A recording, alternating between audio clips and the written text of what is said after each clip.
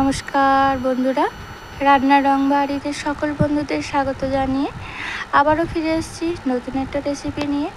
তো আজকের রেসিপিটা ভেটকি মাছের একটা রেসিপি বানাবো।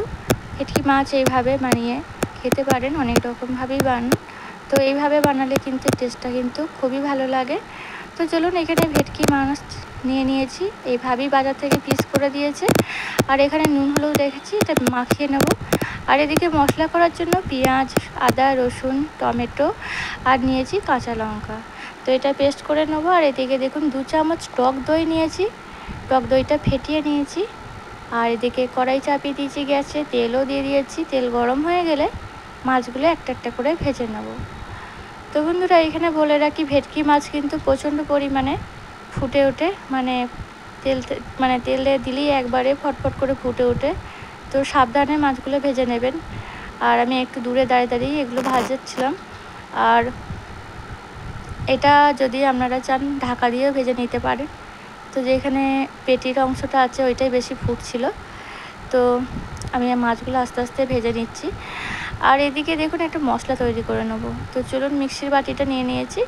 আর এখানে পেঁয়াজ, আদা, রসুন আর টমেটো, কাঁচা লঙ্কা, পাকা লঙ্কা একটা একটা করে দিয়েছি। ঝালের পরিমাণ নিজেদের স্বাদ মতো নিয়ে নেবেন। তো দিয়ে আমি একটা মিহি পেস্ট এখানে তৈরি করে নেব।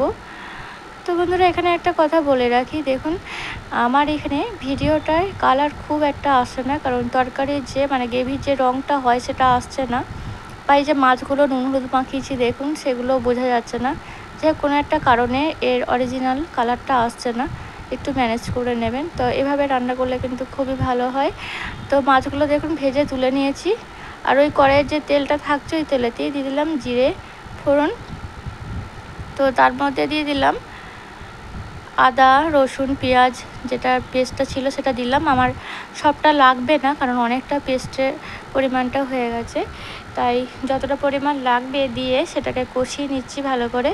আর এদিকে এই যে টক দইটা নিয়েছিলাম, তার মধ্যে হলুদ গুঁড়ো, জিরে গুঁড়ো আর একটু কাশ্মীরি লঙ্কা গুঁড়ো পরিমাণ মতো দিয়ে এটাকে ফেটিয়ে দিচ্ছি। আর ওদিকে ওই মশলাটা কষতে দিয়েছি। দেখুন, যখন এই তেল ছেড়ে যাবে তখন একটু নুন আর একটু হালকা পরিমাণ চিনি দিয়ে একটু কষিয়ে নিয়ে আমি দিয়ে দেবো দইয়ের পেস্টটা। তো এখানে মশলাটা মাছের পরিমাণ অনুযায়ী দেবেন, আর একটু পরিমাণে বেশি হলেই ভালো লাগবে। তো তারপরে দিয়ে দিলাম দইয়ের পেস্টটা দিয়ে আবারও এটা একটু কষিয়ে নেব কম আঁচে, কারণ এই সময় আঁচটা যদি বাড়ানো থাকে তাহলে মশলাটা পুড়ে গেলে টেস্টটা চলে যাবে।